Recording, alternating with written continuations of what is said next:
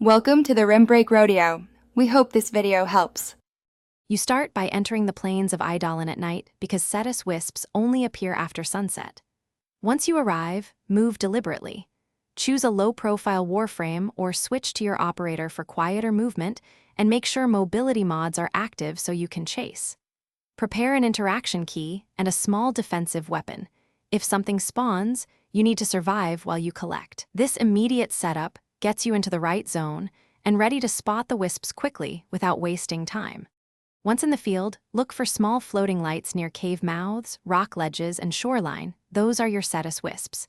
Move slowly. Sprinting or using loud abilities will scatter them, so walk or use your operator to close distance.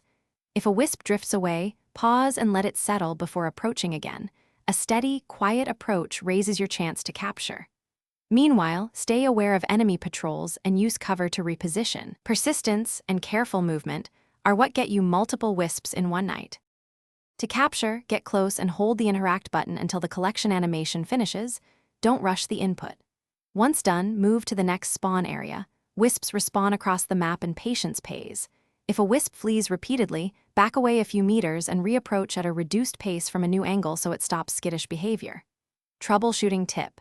If enemies constantly interrupt captures, clear or distract them first. Once the area is quiet, return to a calm, slow approach and capture without disturbance. Thanks for watching. Consider subscribing if we helped you.